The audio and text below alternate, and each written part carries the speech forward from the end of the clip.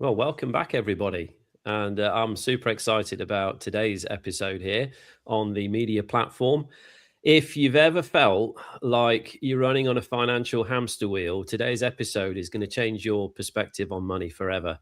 We're going to dive into what we call the currency creation protocol, where we're going to be discussing signature credit, how to reclaim historical credit energy from your past mortgages, loans, credit cards, even daily expenditure. So get ready because you're about to learn how to play the monopoly board of commerce at pro level instead of being stuck in survival mode. Ian, I'm super excited to dig into this one. Well, in my humble opinion, everybody who's over the age of majority should know this. Whether they do anything with it is up to them. But my word, if I'd known this when I was 18, what a different journey I would have had navigating on the monopoly board. It really is a game changer. I think a lot of people are confused about what it is and how it works. But because of the way my brain's wired up, I have to know why it works. It's not good enough for me to know what it is and how it's supposed to work. I need to know why it works. Yeah. And, that's to me what everybody should be doing. They should be saying, what is this? How does it work? And more importantly, why does it work? And that's hopefully what we're going to cover on today's session. So I hope. Absolutely. Well, let's dig in, shall we? In terms of, you've put out a new technical report on currency creation. I read through that with great excitement yesterday and had a good dig into that. Really, question-wise, I think if we start with just the signature credit part itself, just for people understanding or redefining what money actually is and who creates that. You claim in your report that commercial banks create credit out of nothing, ex nihilo, as it's called. How does that align? Because what I want people to understand here is that it's not just what you're saying. How does that align with the research, for example, of Professor Richard Werner and the Bank of England as well? Well, it's interesting to me that someone like Richard Werner, who studied this subject for 16 years and wrote a number of papers on the subject, in the early 2000s wrote a book called The Princes of the Yen, which was all about how the Central Bank of Japan was financing its rapid growth, because it had a rapid growth. Japan as an economy rapidly grew. China has rapidly grown. If you look at the hegemon of the USA, they've been dominant for over 100 years. And what Richard Werner was looking at was, basically how do economies get financed? I studied the Weimar Republic some time ago, which is the German Republic. Between the First World War and the Second World War, Germany's economy was absolutely devastated. In 1919, war, reparations, an economy broken, mass unemployment, and within 15 years from the end of the First War to the beginning of the Second War, Germany's economy is transformed. With autobahns, with one of the biggest armies in the world, with navy, with up-to-date ships, with an air force, with all the latest aircraft at the time. And for the way I look at things, I have to know, well, how did they do that? How did that all come about? Where is there really a magic money tree that you just go to finance all of that? How does Japan go from where it was and its rapid growth? How does China become, probably arguably the second most powerful nation on the planet economically after America? And it may even be number one within the next few years. How does this work? Again, the question I ask all the time is, if the world debt is, in hundreds of trillions of dollars, who's it owed to? How do they finance wars? You know, there's this Iran war going on right at the moment. How does the US finance the Iran war? They've got $1 trillion annual budget for their military. How does that get financed? You know, you've got, if you look in recent history, you've got the so-called pandemic.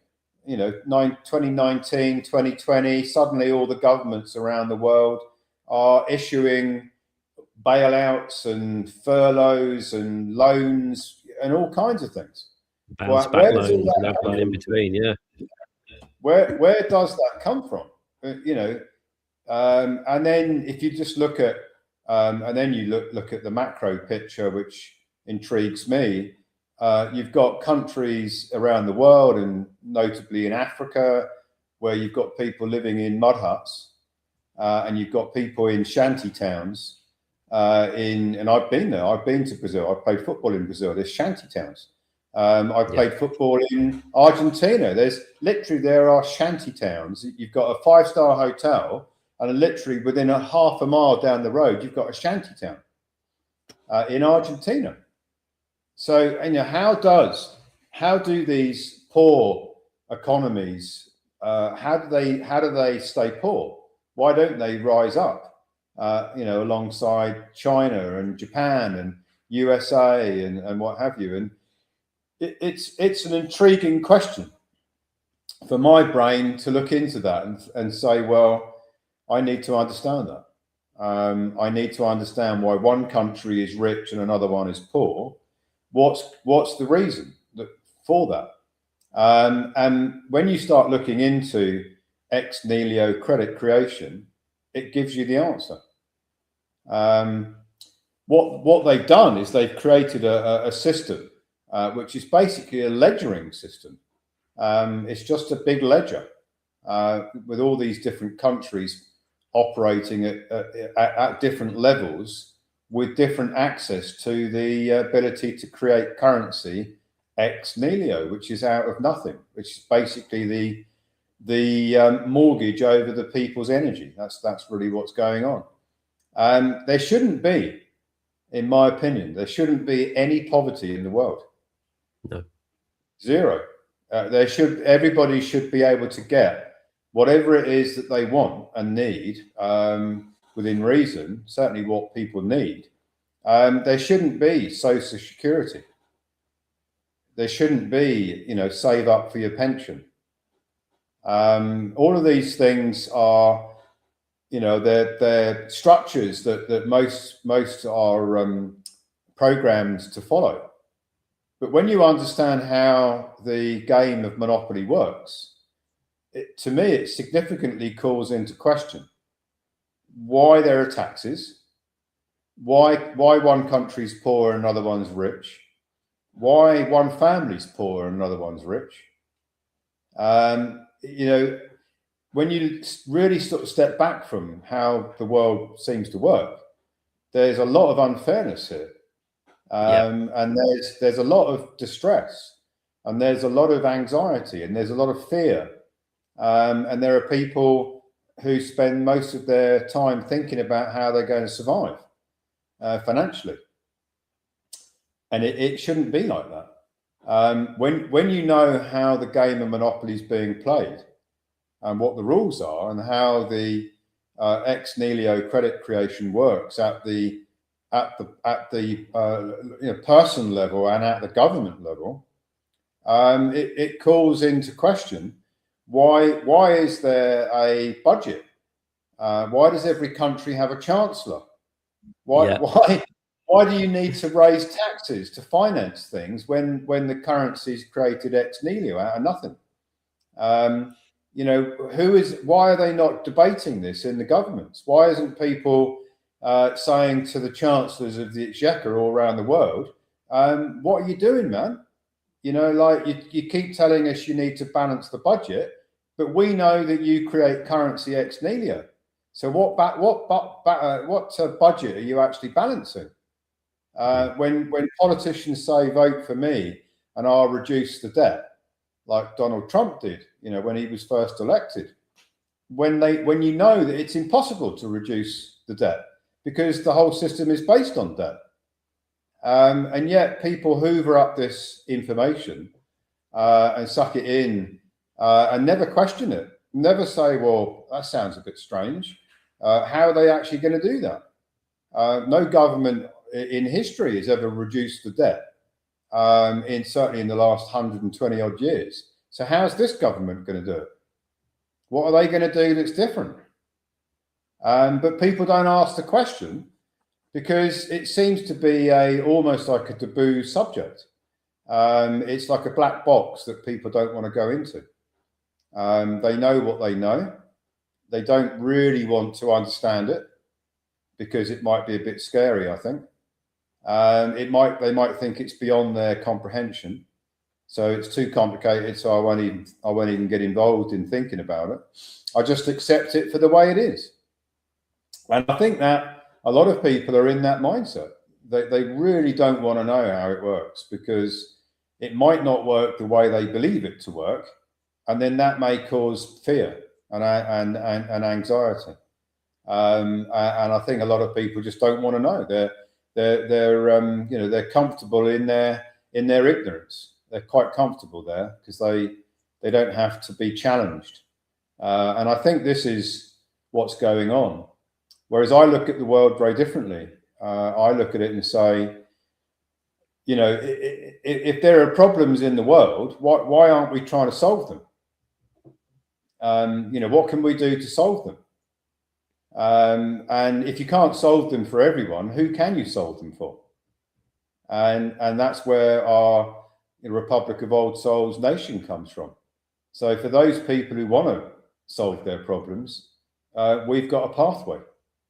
Yeah. And I think it's one of the only pathways available, in my humble opinion. I don't think there is any other pathway available out there that's been figured out from A through Z. But it's not for everyone because the way that the game of Monopoly works, not everybody could do it. But it shouldn't be like that. But you have to play within the rules. And the rules, there is a constraint on how many people can play the way that we teach, the way that we show. That's because of its constraint of the amount of taxes that are being paid. We'll perhaps get into that. But the whole subject to me.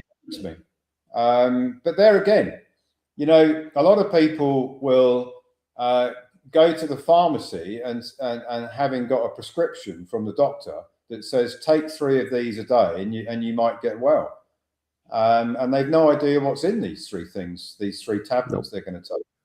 They have absolutely no idea at all. They could be full of arsenic. Who knows what's in them? Yet because the doctor said you've got to take them and the pharmacist doles them out, people are doing it all around the world every day of the week. And yet very few people actually know what they're taking. So it's an example of where people just don't want to know. They rely on the experts. The doctor is the expert. We're not going to question the doctor. We'll just do what the doctor recommends and never question it, never investigate it. And I think that's what happens with the so-called money. We'll leave that to the experts. We'll leave it to the economists. We'll leave it to the chancellors of the exchequer. We'll leave it to the bankers. We'll leave it to the money men. And we won't ask any questions because we'll just leave it to the experts. And that's what I think is going on in many, many areas.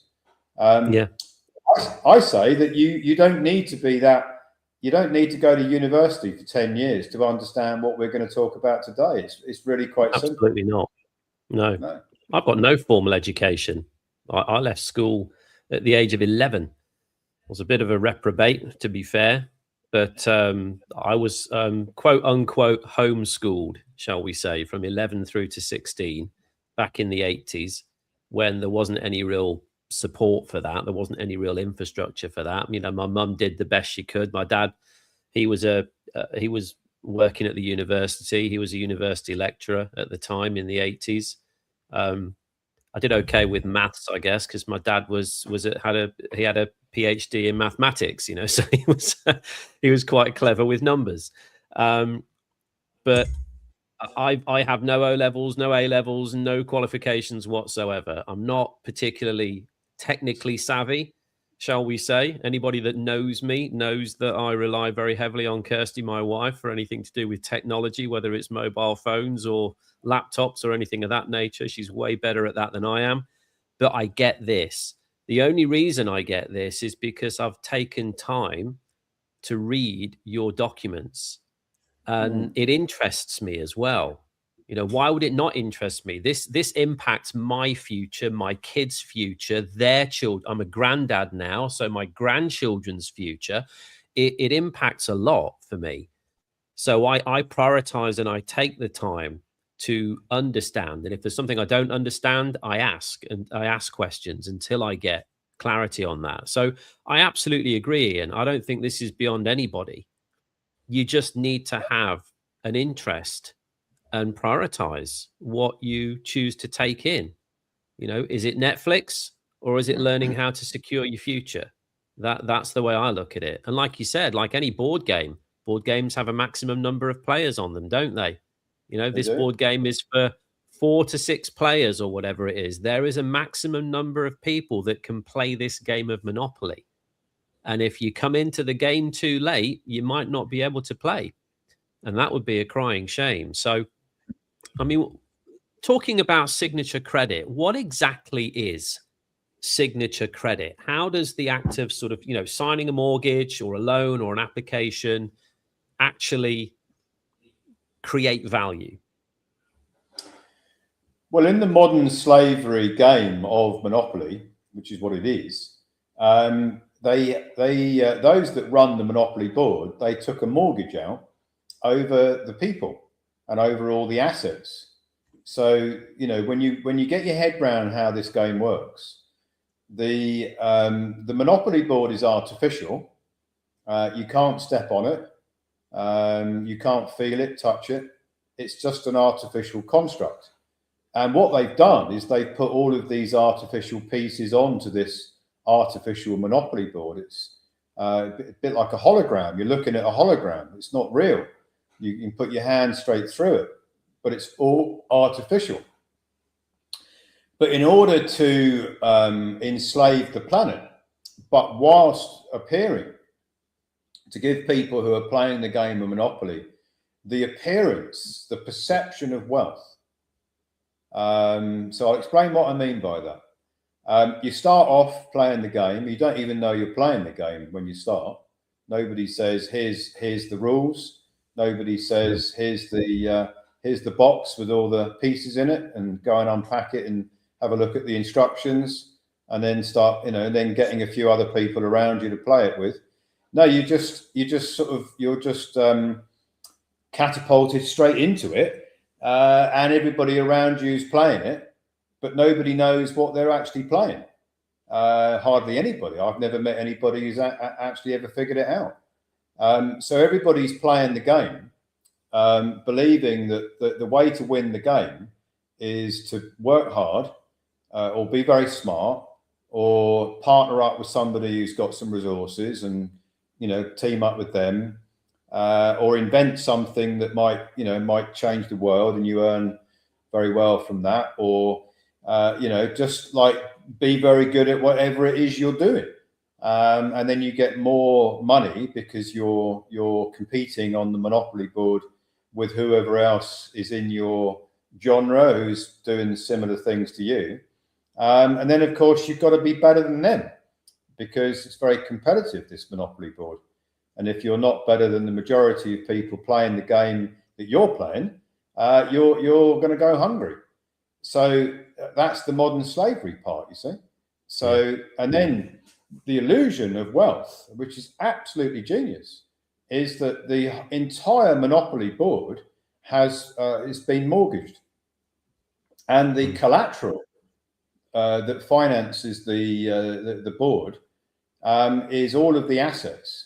Have got a mortgage on them, and that's what we call the legal charge. So those that run the Monopoly board, the governments, which are all interconnected, by the way, they have a legal charge over all the assets, property, land, buildings, any infrastructure, that it's all owned by the governments, because they use that land and those assets as collateral for the mortgage. So like when you go and you say, I want to get a mortgage on a house, what does the bank do? It takes a charge over the house. That's the collateral. That's the security for the loan, right? But if you then look at it from a much bigger viewpoint, travel up. Just imagine you were looking down at the planet, whatever the shape of the planet is. Everything in that view that you're looking at has been mortgaged. So the holder of the mortgage, which is the cabal, they then what they then do is they go one step further than just all the assets. Is they take a mortgage out over the energy of the people. So the people's energy has also been mortgaged. So you've got all the assets and all the energy that's been mortgaged. And the only way that the players can access the game is through this artificial construct, which is the person, the citizen, the player piece that goes, that maneuvers around the monopoly board. And the only way you can progress on the monopoly board, unless you know what we're going to talk about today, is by competing on the monopoly board. Your player piece has got to be, faster, smarter, sell more things, do more things on the board if you're going to succeed. So, some players that have done really well on the monopoly board, they will strut round with their, inflated egos, because that's what happens when people do really well on the monopoly board. I've seen it many times, is that they actually believe that all these things that they've acquired, like their big mansion and their 10 cars and their yacht and their private jet and all of these things that they've got, and their companies and their shares and their cryptocurrencies and all of these things that they think that they own, they don't realize that all of those things are actually owned by those that run the monopoly board, because those that run the monopoly board have got a legal title over all of those things. And what they've given back to the player piece, not even to the player piece, is a quotable title, which is the use of the thing. So it's no different from if you went and rented a car and said, can I rent this car for a week because I'm on holiday, I want to have a car. And they say, here's the car, here's the keys, and by the way, you've got to pay whatever you're paying for the week's car hire, and that is taxes. So you rent the thing and you pay tax. You rent the house even though you think you own it, and you pay tax. Everything, you drive down the road in your car doesn't belong to you, and you're paying road tax. So you see the whole monopoly board, when you figure out how it works, is very different from how it is perceived to work. Those that believe that they're very rich have got zero, and those that believe that they're very poor and can never change it, they can. Everyone's got a level playing field, but most people don't know it because they don't understand how the game works. When you figure out how the game works, then you have to question why more people don't want to know. And I find that intriguing. I mean, if I just use an example, right? Let's suppose that you were in a casino and you walk into a casino and there's a bloke coming out of the casino with a suitcase full of dollars, and you bump into this guy and he says, hold on a minute, I've just had a really good day in the casino. I don't want to lose my briefcase, so don't bump into me again. And you say, well, how did you win all those dollars in this casino today? And he said, I know the rules. I know how to play the casino at their own game. And every time I come in this casino, I walk out with a suitcase full of dollars. Would you not think you'd want to go and have a coffee with that guy? Sit down and say, well, can you not explain to me how do you beat the casino every time you come into it? would you not want to sit down and ask a few questions? Or would you just say, well, good luck to you, mate. Hope it keeps on going, and then just walk in and end up losing most of your chips, because that's what tends to happen when you go in the casino. Every now and again you might win, but overall you lose. Well, in this game of Monopoly, the way that they've got everyone to play, nobody can win unless you know what we're talking about today. You literally cannot win the game, because it doesn't matter how many houses you've got, cars, boats, jets, businesses, investments, shares, anything. It doesn't matter how many of those you've got. You've actually got zero. So how can you win a game when there is no actual, there's nothing other than zero on the board? Because everything on the board has already been mortgaged, and the actual ownership of everything on the board is not for you. It's for those who run the board. So you just get to play, and you have to rent. Everything you do on the Monopoly board, you are actually renting things on the board, which is why there are taxes. So that's to me, that what I've just explained there has taken me many, many years to figure out. But it's exactly how it works. And I would debate anybody. I don't care who they are. You can bring me the best economists in the world and I'll debate them. And I don't think they would be able to win the debate, because they don't even know themselves how it works. I would speculate. No. And I think part of the genius of the game is that people are, and the way the system has been created is to distract, to engage people in other things that aren't so important. Schooling, the 9 to 5, retirement, whatever it may be, there's always a distraction that takes up time away from what is staring them in the face. So even for people who may be able to get a real good comprehension of this, they're too busy, aren't they? They're too distracted. They're too busy with other things to even pay attention in the first place. So I get that. We've all been there, and many of us are still there. I mean, I spent most of my early career working 7 days a week, building up my business. I thought that was the pathway that was going to give me satisfaction, because I loved what I was doing, and it brought riches. So I thought. When I look back on it, I'm thinking, what a fool. I spent all that time building something which is actually completely lacks substance. There's no substance to it at all. I spent 7 days a week working on it for many, many years. So it's like, well, why would you do that? Well, the only reason you would do it is because you were living in a delusion. I was living in a delusion, thinking that that's the only way to get on in life. And to do something you enjoy. Now, apart from doing something you enjoy, all the rest of it was complete and utter nonsense, because there's no substance to anything. I could have had 100 companies around the world with, I could have bought an island and lived on an island like some people have done. And I still would have owned zero. Which to me is, if many people are playing the game because they want things. I wasn't playing it because I wanted stuff. I was playing it because I wanted to help people and I wanted to solve problems, because I get more satisfaction out of that than looking in my bank account and seeing how many zeros have I got in my bank account. I couldn't give a toss, quite frankly. I'm more interested in solving the problems. That's what juices me up, not the zeros in the bank account. I couldn't care less.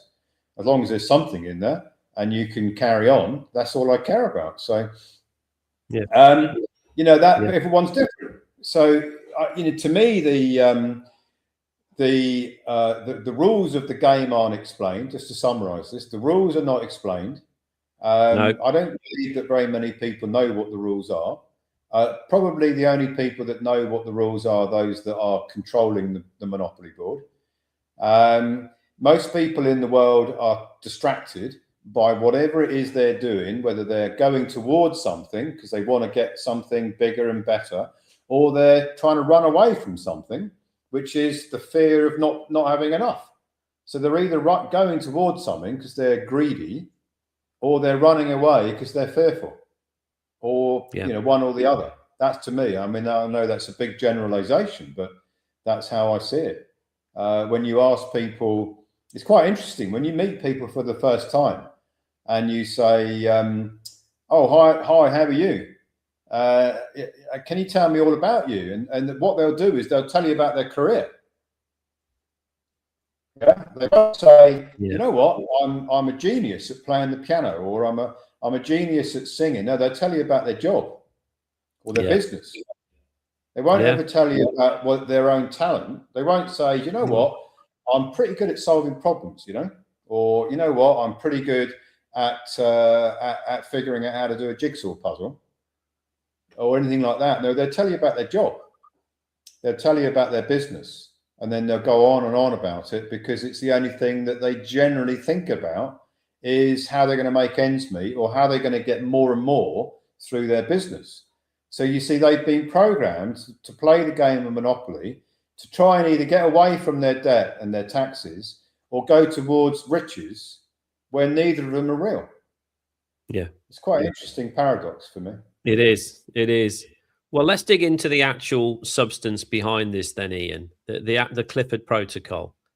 You mentioned there are 5 steps, like almost a scientific sequence for this recoupment that we're talking about. So why is this protocol considered a scientific breakthrough? When you think of sort of fiduciary law, what's the breakdown of, or the substance behind why it's such a breakthrough for people? Well, what I've done is I've reversed engineered how it works. How does the money arrive in your bank account? How does the money arrive if you took a mortgage, credit card, loan? How does the government get, how do they finance all these different things that they are doing? I've always been intrigued by that. But the catalyst for me was when I had my joint venture with the Bank of Scotland that became Halifax Bank of Scotland, then Lloyds Bank. And then they closed me down and blamed me, and I'm not going to go into that story, but it was all because the bank had allegedly lent my customers a whole load of money. Yeah. And then they called it in, they called the loans in. So that was the beginning of me trying to really understand, how does it work? How did the bank have the right to ruin people's lives, to cause people to commit suicide? Literally. Some of them, yeah. Literally. This isn't a story, this is real. How did the bank have that power to cause people to commit suicide? All because there was allegedly a loan that didn't get paid back, or the bank came in and seized all the assets to pay it back. And I was intrigued by it because it didn't make any sense to me. Even though I was a money manager, I'd never asked that question. So the first thing that you've got to do, in my opinion, if you want to understand this, comprehend it, is you've got to understand how it's wired up. If you want to, I remember my dad said to me when I was a kid, he said, "If you want to understand how anything works, take it apart. Take it apart, and then rebuild it. So if you want to understand how an engine works, take it apart and then rebuild it, and then you might understand what's going on with the engine." So that's what I've done with the finances. I took it apart so that I could try and rebuild it. And when you take something apart, you do understand how it works, generally speaking, if you understand what the components are. So if you look at the components of what's going on with money, the biggest component of money is energy. That's it. It's human energy. And if you're going to enslave the population of the world, how are you going to do that without them realizing? Are you going to put them in a cage, or are you going to chain them up? Because they probably notice that. Or are you going to enslave them through them handing over their energy onto a monopoly board that they don't even know is a monopoly board, and then others get to use it, and then you lend it back to them, and then get them to go round and round the monopoly board to earn sufficient tokens that they can use to pay the interest and the taxes on their own energy. I mean, it's obscene. Mm-hmm. It's one of the most egregious systems I've ever looked at. So and can you break down? Yeah, billions are playing it every day without realizing it. Yeah. Could you walk us through the 5-step sequence then of the actual Clifford protocol, from sort of just recognition and understanding what's going on to then the redirection side of things as well? So I think a lot of people misunderstand what recoupment actually is. And, you know, we're obviously talking about currency creation today. And I know that that's been a popular subject with many of our members, but I still think people don't get it. I really don't. So if you could just walk us through the 5 steps, I think that's going to be really beneficial to the audience. Well, the first thing you've got to do is you've got to know, when did you sign something? The signature creates the credit. And it's not a physical signature with a quill pen and some ink and a candle. No. It's not that kind of signature. A signature is like it's an intention. It's a contract, really. So you may have physically signed a bit of paper if you got a mortgage years ago. You may have signed a bit of paper when you got a bank account. You may have signed a credit agreement for your credit card. It doesn't really matter whether you physically signed a bit of paper or not. In the Monopoly Board, in the rules of the Monopoly Board, in terms of banking, it's the intention. It's a contract because you intended to do something, pay something, enter into a debt contract of some nature, and it's the intention, and that's what's known as the signature. So the signature is like the binding of the contract, if you like. Okay. So you've got to track down where was your signature. Did you, when you made bank payments, presumably you knew you were making them. So you have to have had an intention to have made them, whether that was a debit card payment, whether it was a BACS payment or a direct transfer or whatever it was. You must have had the intention to have done it. Otherwise, you presumably wouldn't have done it unless someone stole your debit card. But in most cases, there's the intention to make a transaction. That transaction could have been getting a mortgage. It could have been getting a credit card loan. It could have been saying to the employer, yeah, I'll be part of your PAYE or your W-2 system, your tax system, where you give me the balance and take off the taxes from the wages. That's also a signature. It could be that you basically put your trust in the bank because you opened an account with them and you had to sign to open the account, to open the mortgage, to open the credit card, to open the loan. At some point along the way, you would have signed something or you would have intended to do something with a bank. And the banks are very, very critical on the Monopoly Board.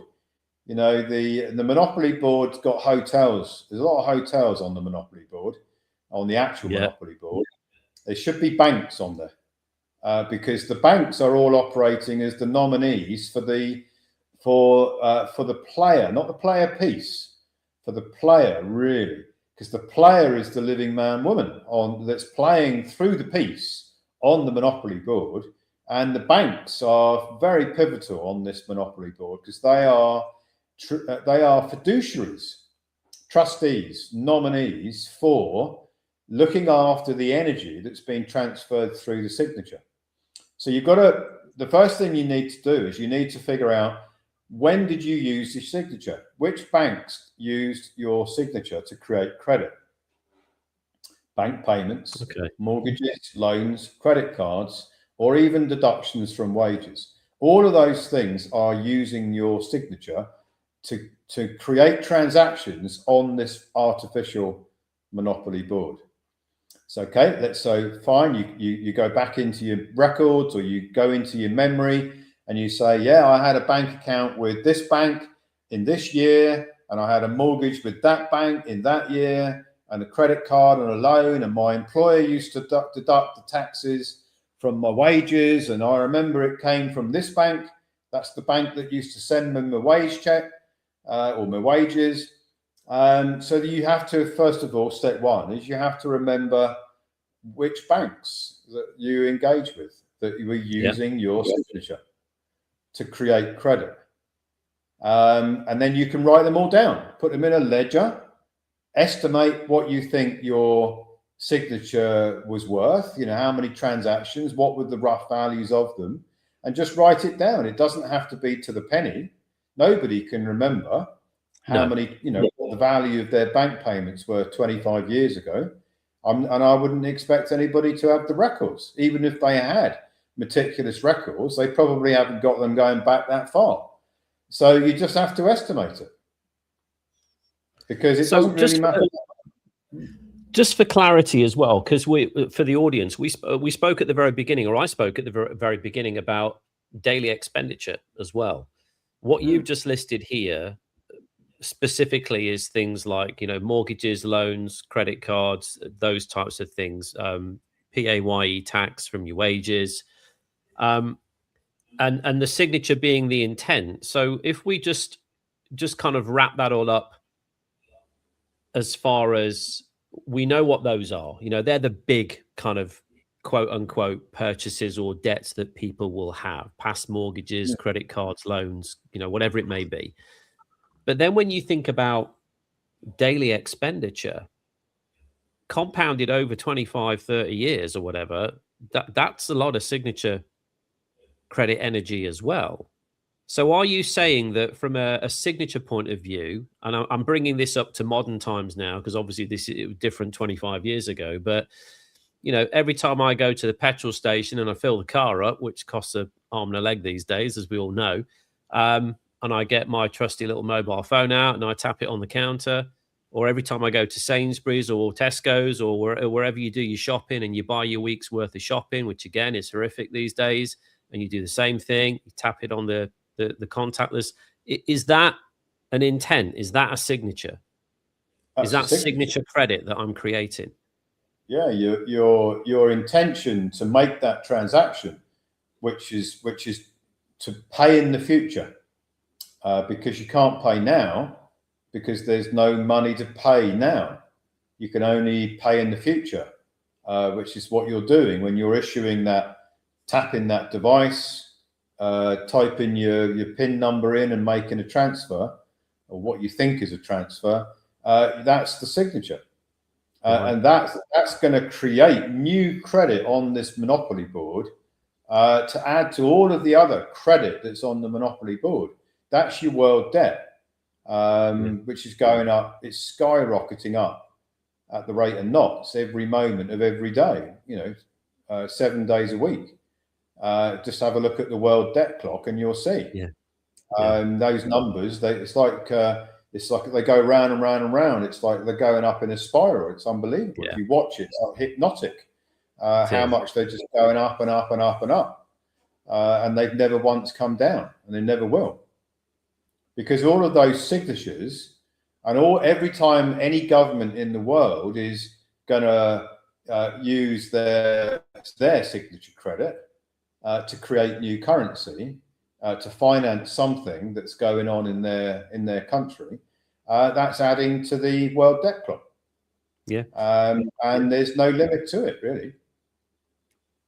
So when it comes to people trying to put a number on this and think about, well, what is my signature credit? Because according to what you've mentioned in the Clifford Protocol and these steps, that you can go back to the age of majority. You can go back to the age of 18 or 21 or 25 or whatever it is in the country that you're in, and you can reclaim the taxes. And we'll talk about the tax side of things in a minute, because I think this is where people have this misconception of what they're actually getting back. But in terms of people putting a number to this, if they've been working, just to keep it super simple, if I was working for the same company, loyal employee for 25, 30 years, let's say, and I knew, broadly speaking, what my salary was each and every year for the last 25 years, knew when I got a pay rise, I could kind of work out how much signature credit had been created there. But then when you think about what your monthly expenditure is, in the vast majority of cases, what comes in goes out. In most cases, I don't think there's going to be many families or people watching this today that, get their salary and at the end of the month, having paid their bills and done whatever they need to do, they've got some huge surplus there. So That's right. when it comes to them making that calculation, if they think about what they've earned for the last 25 years, they need to double that pretty much, don't they? Because they've got to think about most of that's gone out of my bank account as well. It's what's gone out is your credit going out. You see, whenever funds leave your account, just call them funds because everyone probably knows what that means. Yeah. When funds leave the account, that is credit going out onto the board. When you sign for a mortgage, loan, or credit card, that's that credit, the face value of the debt instrument, whether it's a mortgage, loan, or credit card, add the face value to what you've paid out, what you have funded out, transferred out of your bank accounts. Yep. From the age of 18 or 21, depending on which country you're in, that's what we're talking about. That's the energy you've put on the board. Yeah. And you've done it through the nominees, the banks. The banks are operating as nominees for you, the real you, the living, breathing, sentient you. The banks are operating as your nominee, each one of them. And a nominee is just a fiduciary. So you've handed over your energy without realizing it to the banks that are holding on to it as if it were theirs. And I think we've been down this pathway before. When Cyprus was having major problems, when Venezuela was having major problems, when all sorts of countries around the world were collapsing, their economies were collapsing, people went to the bank and tried to get their money out of the bank to realize that it wasn't theirs. Yeah. Because it never was theirs. And A, there's no money. And B, you gave it to the bank as the nominee to look after it for you, but you basically signed it over to them without realizing it. And people go around saying, well, I keep my money in the bank because the bank's been around for centuries, so they're not going to go bust, are they? And they'll look after my money. Well, you haven't got any money in the bank.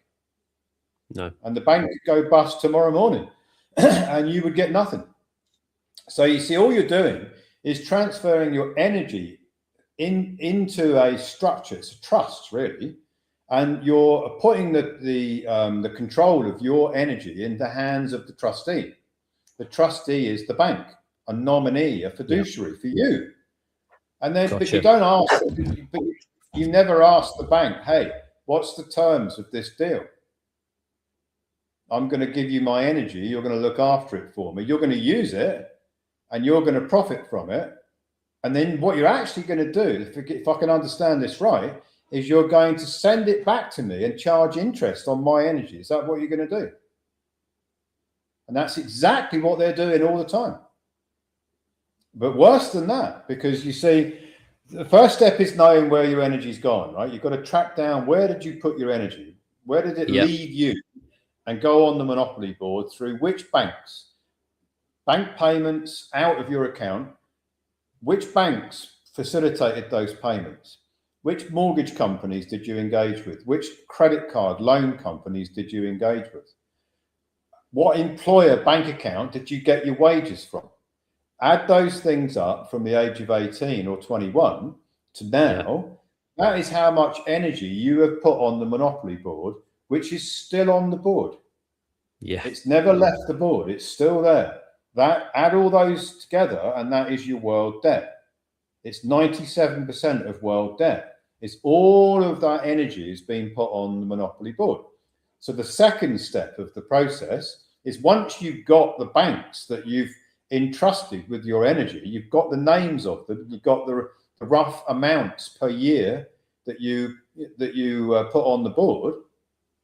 You put all that in a schedule, and that's how much you would be able to recoup as signature credit.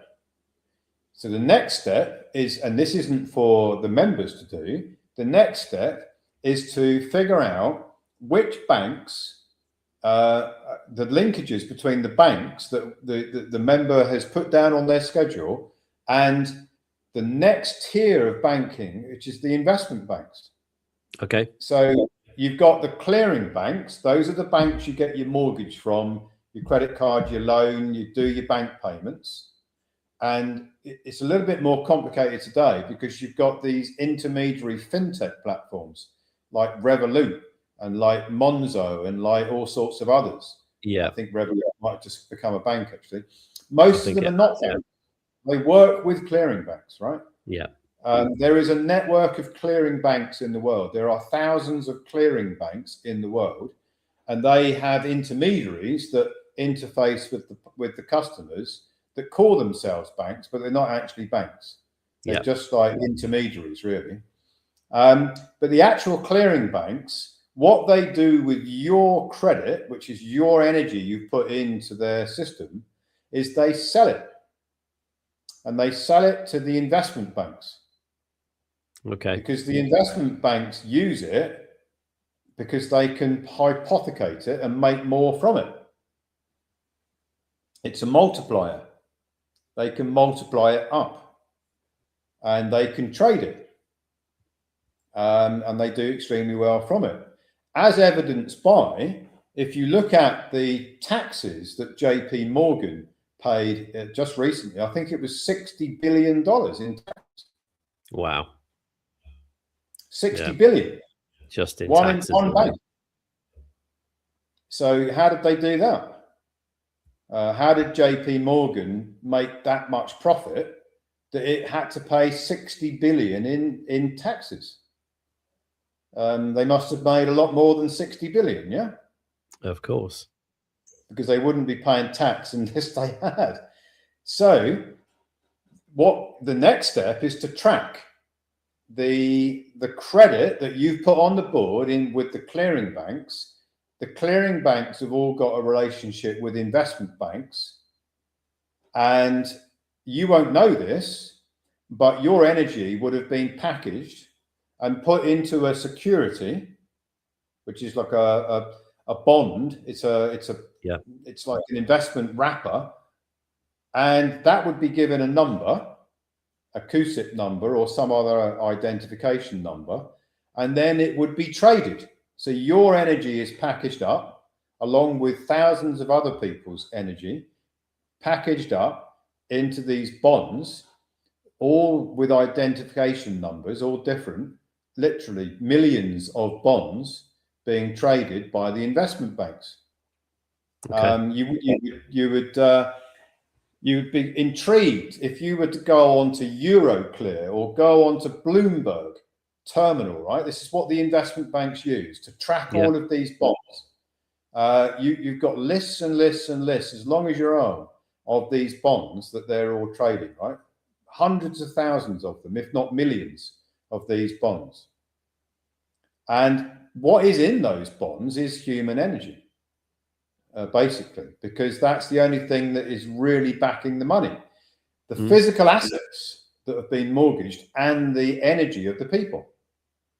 That is what is running the monopoly board. So step 2 is, and it's not for the member, and the members would probably never be able to figure it out. How do you track the linkage between the clearing bank and the investment, the bonds, and then the bonds to the investment bank? Because that's your pathway. Clearing bank, bond to investment bank, and then investment bank to taxes.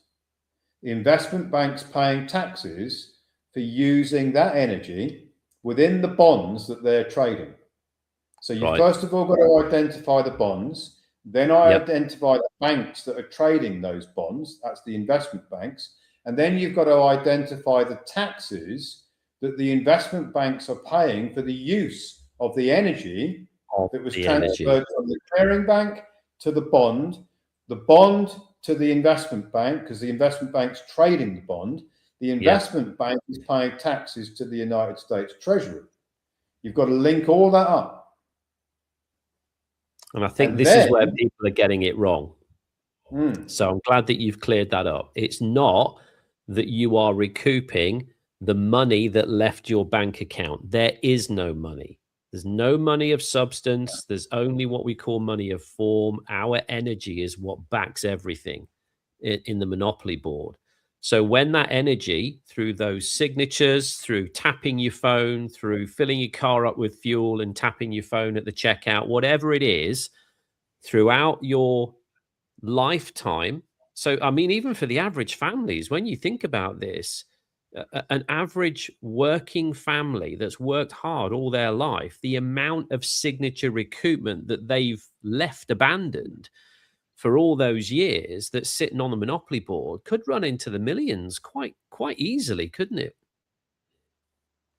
That's for life most, changing for people. yeah, for most it is millions. Yeah. Yeah. So once you know which investment banks are holding on to your energy and they are paying taxes on your energy, historically, because the energy doesn't go away, right? Energy just transfers. Yeah. If you burn a fire, the logs go into ash and the heat dissipates into the atmosphere. Yeah. The energy doesn't just disappear, it just moves. So what's happened is your energy has moved from you onto the Monopoly board through a nominee bank who's moved it and moved it and moved it into these bonds. And because the way the Monopoly board works, because the entire Monopoly board is mortgaged and it's bankrupt, the United States Treasury, being the bankruptcy trustee, they have to collect taxes on the use of the energy, which is what they do.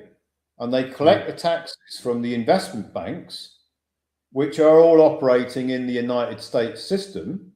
It's no coincidence that the majority of the world's investment banks are in the United States system in New York. Yeah. There is no coincidence for a reason, right? Yeah. Have you ever wondered? I mean, I've been there many times. I've been into many of these investment banks in Wall Street. And I did at the time didn't think, well, why are they all here? Why isn't there one in Beijing, or why isn't there one in some other capital city of the world? No, they're all in Wall Street. Yeah. Or they're trading somewhere else, but they've got a relationship with a bank in Wall Street. Yeah. Because all of those ultimately the taxes that are being paid for the use of the energy the taxes originate from the investment banks in New York, and they pay the United States Treasury, and they pay on different tax modules. Yeah. The tax module we're interested in is the 945 tax module. It is. And that tax module is directly for the use of the energy. And they don't call it, they don't send their tax return in, the investment banks, to the Treasury and say, this is for the use of human energy. No. They call it all different things, obviously. Yeah.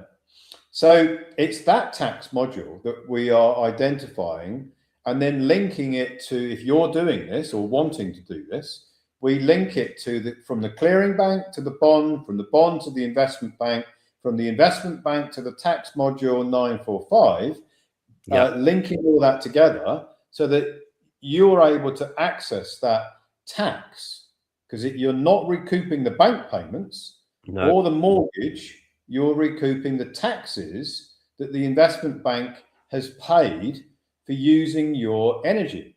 And I've used this analogy before, but if you rented somebody your house, and if your house was your energy, you would want them to pay rent for the use of your house. You would want the banks to pay you rent, which is tax, for the use of your energy. Yeah. No different. Yeah.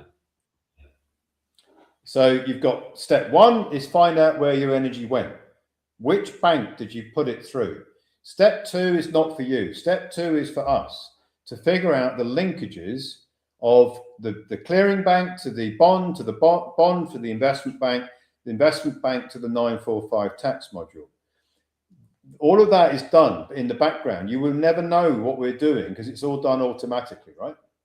So for a member just again, so that members can be clear, or people that are listening to this can be clear, and they're sitting there thinking, I can't remember how much money I spent in, 1982, or, but we're not talking about being exact here, are we? Doesn't Just matter. just in layman terms, what do we need to be able to track this through the clearing banks, the bonds, the investment banks to the 945? What do we need from the individual? What's the bare minimum that they need to give us for us to be able to facilitate this? All we need is the name of the banks and the rough amount. That's all we need. We do not need to go into the attic and study and get all their old records out of boxes and add it all up. We don't need that. Right. All we need is they've not got to think about from 1982 to 1986.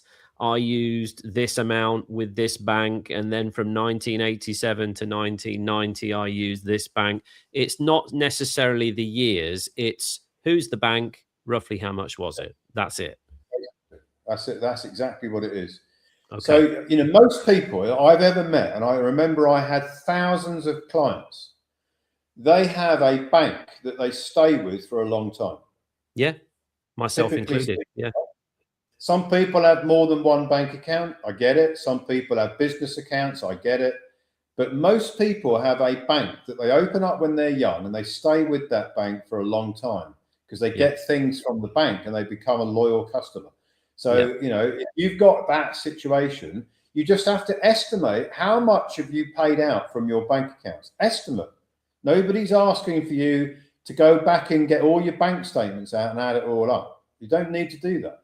You just need to estimate, this bank, whatever the name of it is, I paid out of my bank accounts, roughly speaking, this much since I was 18.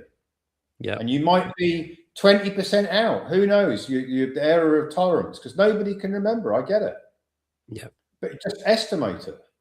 And then I had 3 mortgages. What is the face value of the mortgages? I had 8 credit cards, 2 loans. What was the value of the loans? What was the peak balance on your credit cards? Again, you don't have to be precise. Nobody's asking you to go in a forensic audit or bring in the auditors to go through all your records and figure it all out. You just estimate it. The most important thing is that you need to know the banks that you were working with, that you had the accounts. That's it. You don't need all the, upload of all the bank statements and all of this stuff. It doesn't really matter. No.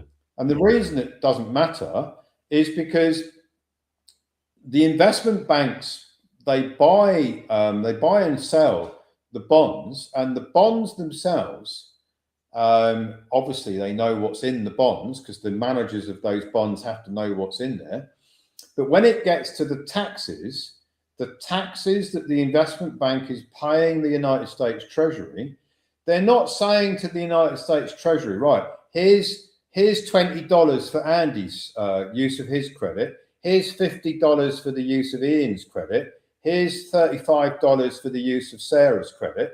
They're just making a payment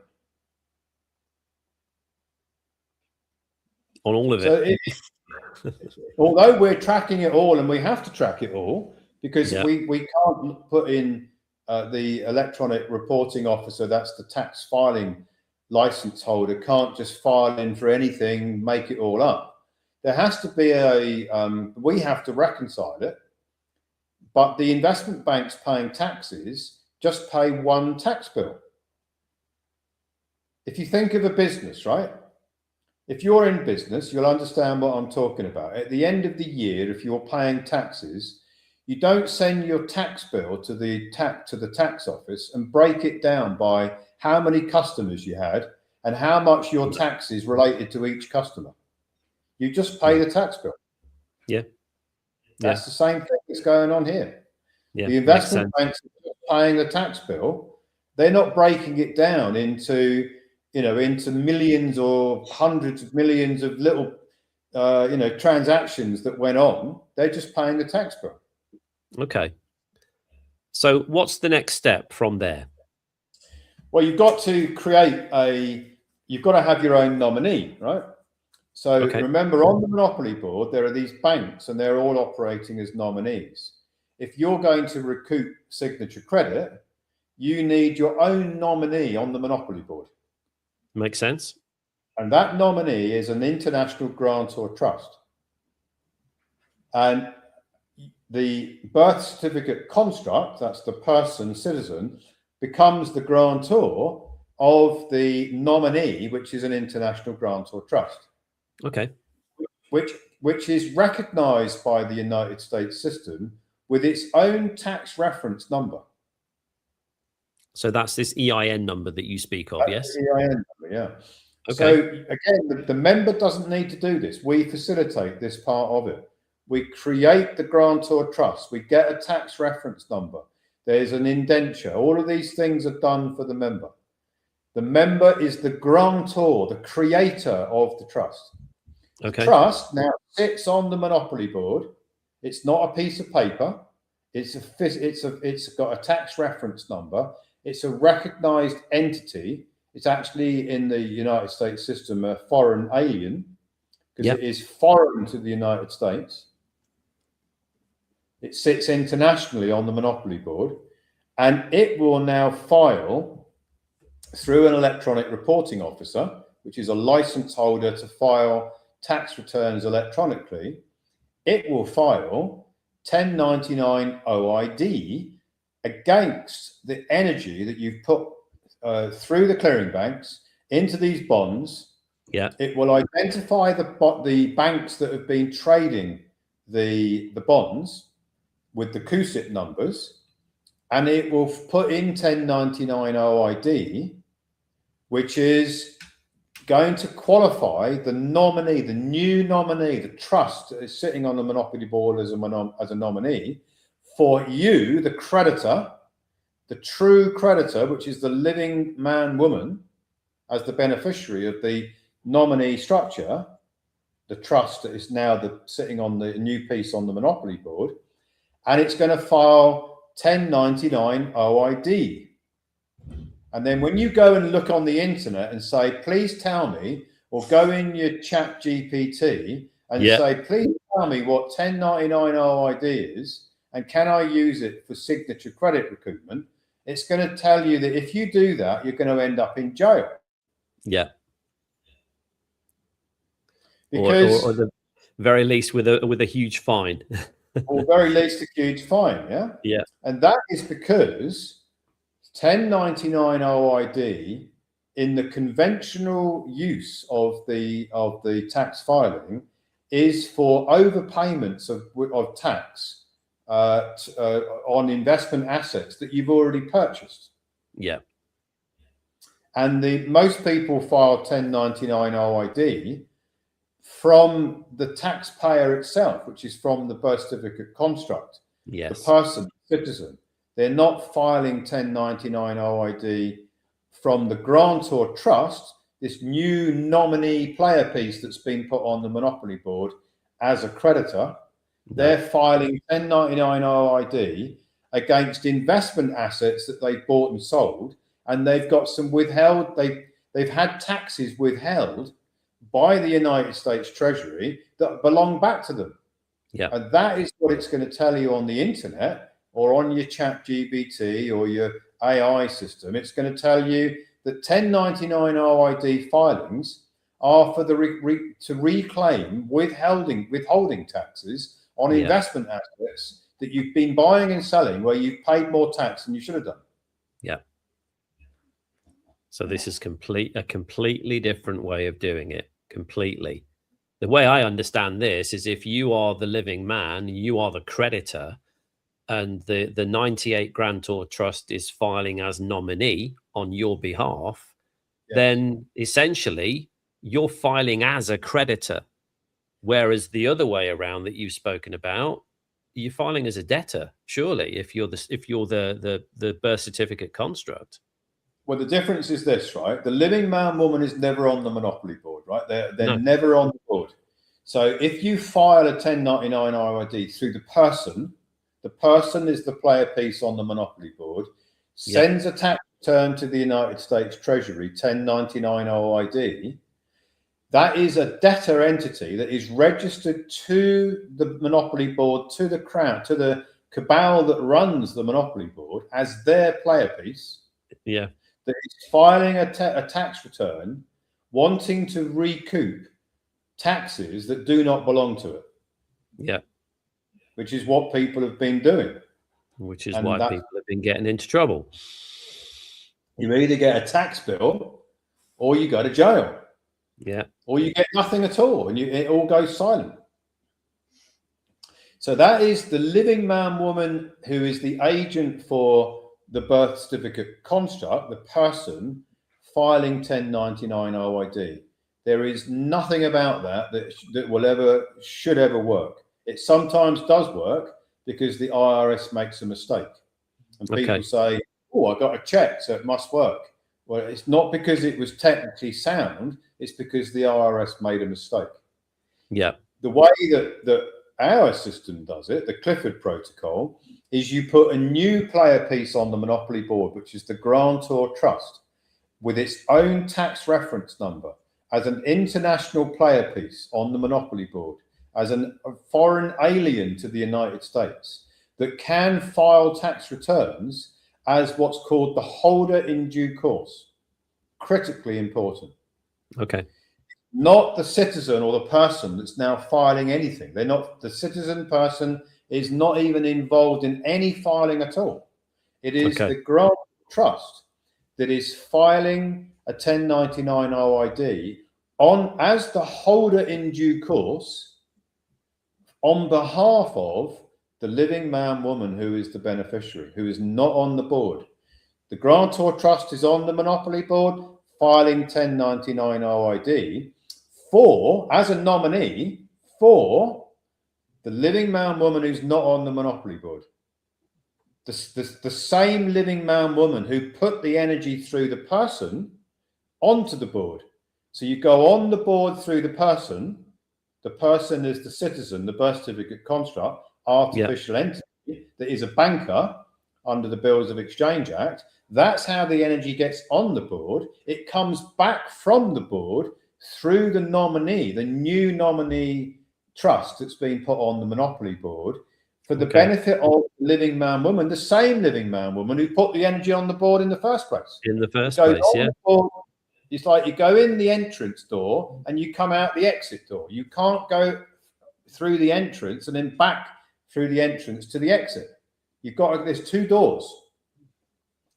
So the grantor trust, which is the artificial construct we've put on the board that is going to file the 1099 OID, the next critical part of this for people to comprehend is that the value of all of the credit that they've put on the Monopoly Board is at zero. Okay, can you explain that? Right, human energy goes on the Monopoly Board at the value of zero. It is then traded at a very high value. The future value of the human energy is much higher than zero. So, for example, you put a signature on a mortgage contract. Yep. The banker, that's the citizen, the person, the birth certificate construct, signs a mortgage contract. The mortgage contract says that the bank is going to lend $1 million. Okay. So it goes from zero to $1 million in the blink of an eye, yeah, on the signature. Yeah. Ex nihilo credit. That $1 million face value mortgage, attaching to it is 25, 30 years of interest. True. Yeah. There's another 2 or 3 million at least of commitment, of interest commitment, right? Yeah. So that signature that starts off at zero could arguably be worth $4 million on the Monopoly Board. That makes sense. Yeah? So when the investment banks get that security that started off its life at zero, where the clearing bank pretended that they'd lent money, which of course they didn't have anything to lend, Then the clearing bank sold that mortgage contract as a security, and they bundled it up with all these other investment securities, mortgage securities, other types of securities. And then the investment bank started buying and selling those securities in the investment markets, hypothecating it, because they can use that 4 million value instrument, they can make that 40 million very easily. Right. By hypothecation, because they use it to leverage. They leverage it up so that they can make the face value of that zero. Originally, it was zero, right? Yeah. Zero value in the traded markets of the securitization and the investment banks could be easily be 40 million. Wow. And then you discount back from the future value, which is that 40 million value. And they're paying taxes on the future value, the use of the future value. Securitization is what is the future value discounted back to today? Yeah. That is all securitization is. It's a calculation of what you're using, something which has got a future value, the value of this mortgage, 40 million. Is that where the term securities and futures comes from, by any chance? Exactly. All futures contracts. Yeah. It's what it is. You know, when you watch Trading Places, here's a movie from a long time ago. Yeah. Yeah, with Winstrop and all those guys, and the guys trading in the Chicago exchanges, trading futures contracts on I think it was on hogs and on wheat and on grain and all that kind of stuff and all that stuff. That's futures contracts. Mm. It's very similar. They're all like interconnected, these things, right? They're trading something with a value in the future. That's why it's called a futures. Yeah. I mentioned that, Ian, because I mean, I knew that anyway, but I mentioned that for the audience perspective, because I want people to understand that we're not just making this shit up. You know, this is real. This is real terminology. This is real structure. This is real financial manipulation that is being used every single day of the week. It's not just some airy-fairy idea. This is how the system is built. And we're just using the system and playing the game of Monopoly at a pro level. Like I said at the beginning, that's all we're doing here, guys. We're not making this up. This is real, and this is the way the world works. I can unpack every single component of the process and justify it to be 100% real. There's nothing invented here. No. This is a complex machine that I've taken apart and put all the components of the machine on my desk, and I could look at all of them and I could test each one of them, and it's real, and it has a job to do in the engine. That's all it is, just like an engine. It's just filled up of component parts, like most things are. I've often been asked, Andy, in my career, when I've built something from a whole bunch of components, and I always get asked the same question. Yeah, it looks really good, but does it work? And it's like, well, all the component parts work, and I've put them together, so the overall plan or program or protocol should work, shouldn't it? Because if all the parts work, why wouldn't the whole work? Yeah. And that's something I've struggled with in my career, because that's all I do, is I put pieces together that individually work. I put them together to make up a protocol or a program or a plan. That's all it is here. So if you want to know how something works, as I mentioned earlier, you've got to take it apart. I took it apart from A through Z to make sure it all made sense, and it all makes absolute perfect sense to me. Yeah. So once you've got your you filed the 1099 OID, but I say you're not doing anything if you're watching this. The electronic reporting officer that's got a license from the IRS and software with the IRS straight into their system is going to file 1099 OID against the payer of the tax. The payer of the tax is the investment bank that is linked to your clearing banks Yep. through all those bonds with all those reference numbers.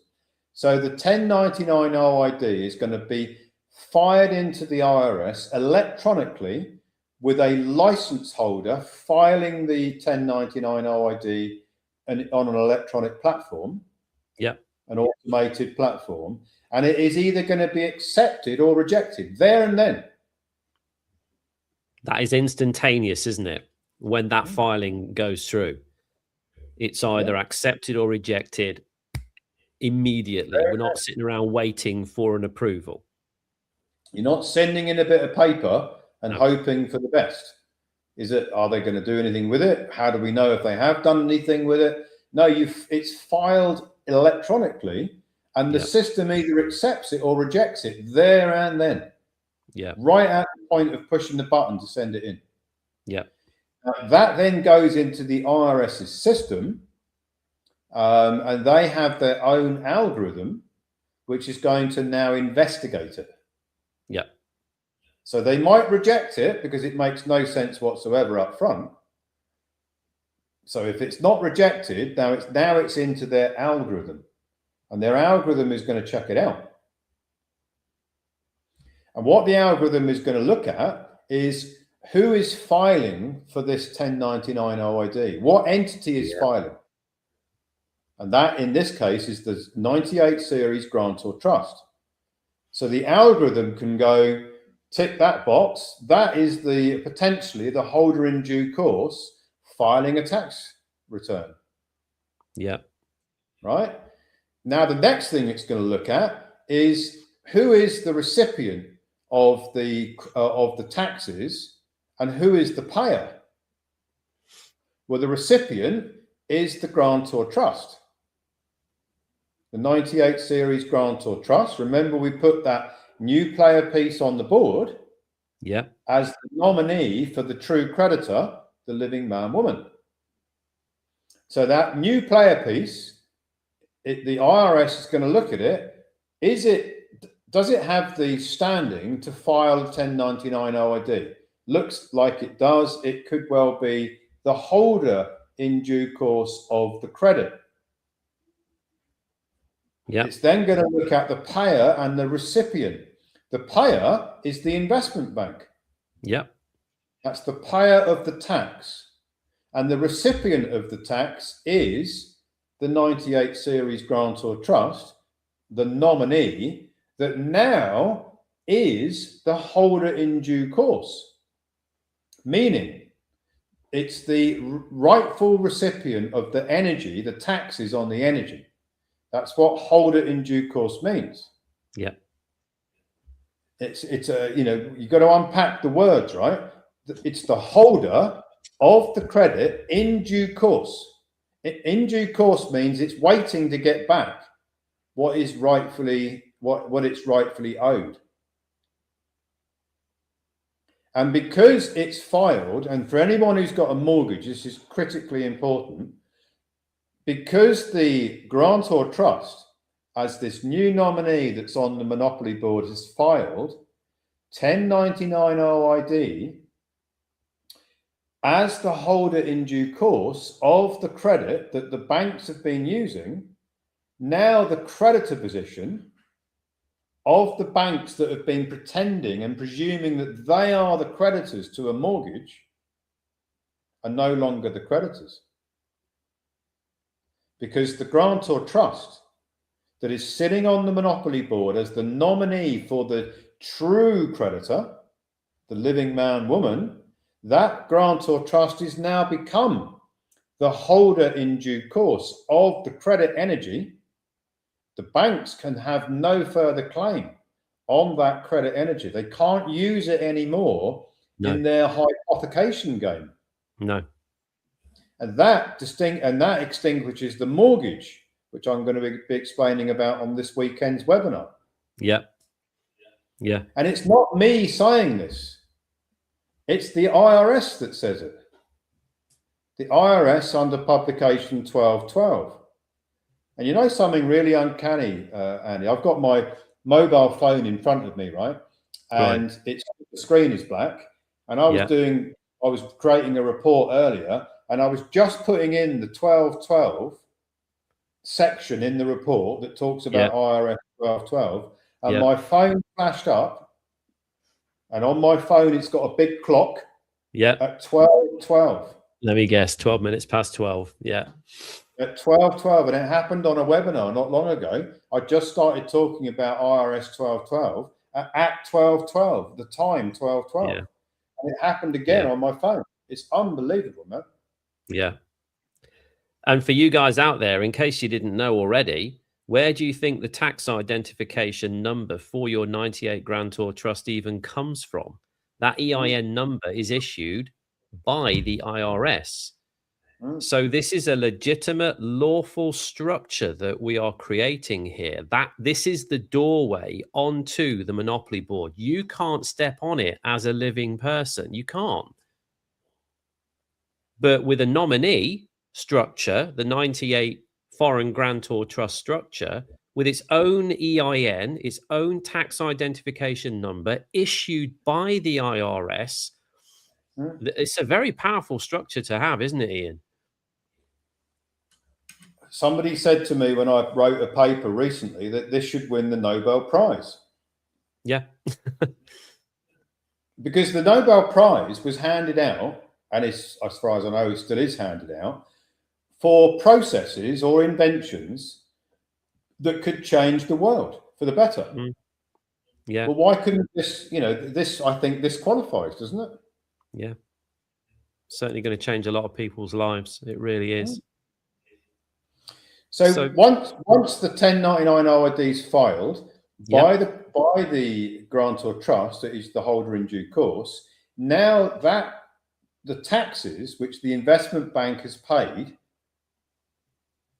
now belong to the holder in due course, which is the grantor trust that is the nominee for the living man woman. The living man woman, remember, is not on the board, not on the monopoly board.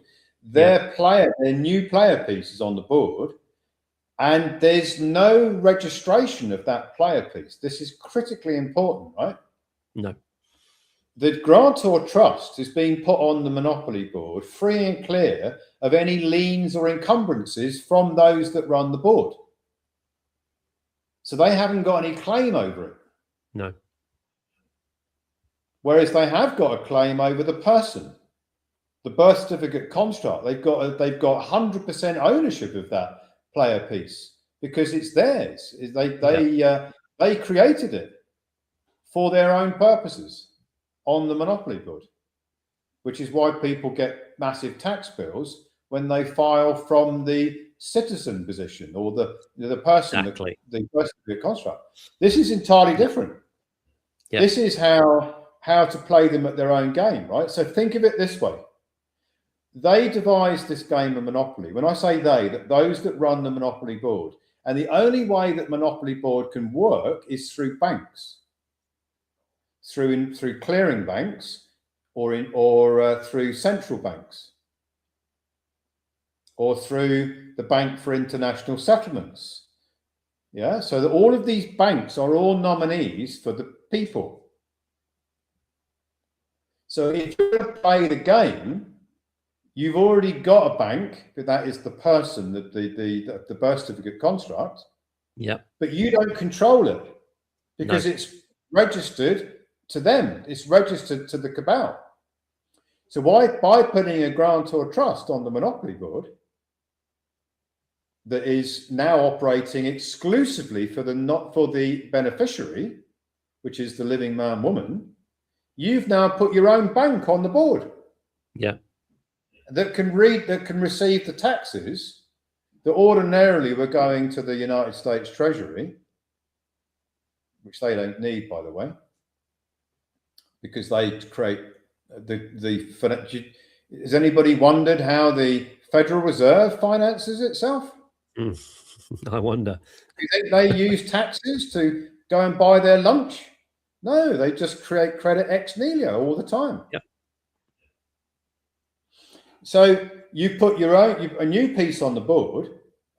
We facilitated it. We've done all the heavy lifting of figuring out where all the references are, linked to everything together, then employed a licensed tax preparer with the right software to fire in the 1099 OID into the United States Treasury, where their algorithm can now start looking into, is this a legitimate redirection of taxes or is it bogus? So their algorithm is now going to look into it. The IRS algorithm 810 is going to have a look. What is the structure that's filed the 1099 OID? Is the investment bank as the payer, have they paid enough taxes to meet the claim against them? Because the 1099 OID is laying up a claim of redirection of taxes. It's also changing the creditor position. So the bank can no longer claim that the mortgage that was in that investment bundle, that investment bond, they can no longer claim that they are the owner of it or the creditor to it, because they're not. Okay. Because the record's been corrected. This is a game changer for mortgages, right? Now the IRS system is going to look at all the other claims that have been made against that taxpayer. That's the investment bank 945 tax module. How many other claims have come in against that tax module? So if there's $1 billion worth of taxes paid by the investment bank on their 945 module for a tax year, but there's 3 billion of 1099 OID tax redirection claims, the Treasury can't fund them all.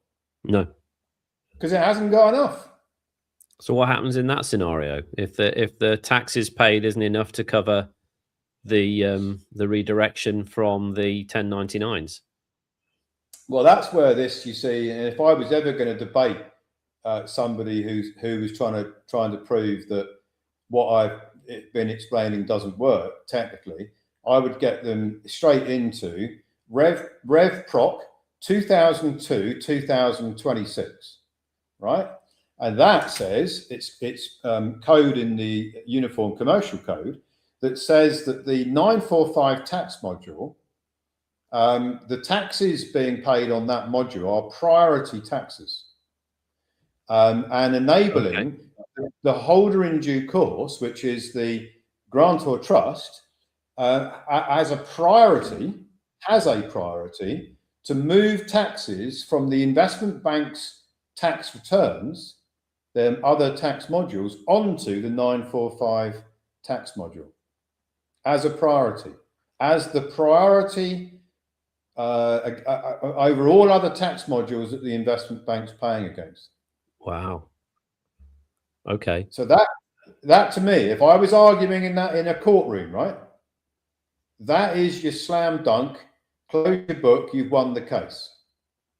Why would the IRS publish tax code that says that you can command the United States Treasury to move taxes from another tax module onto the 945 tax module to finance the redirection of the recoupment to the grantor trust? Okay.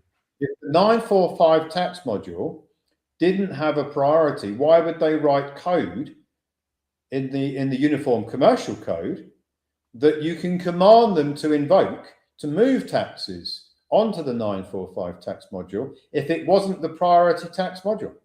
Right. So even if the investment banks hadn't paid enough tax during the course of that year to allow for that, you can simply, you're not putting a request in, by the sounds of things, you can command them to move from another module to the 945 module to make up the difference, yeah? Capped out the amount that the investment bank is paid overall in taxes. So easy numbers, investment bank pays 100 billion in taxes in a year. They pay 10 billion on the 945 tax module and 90 billion on other tax modules.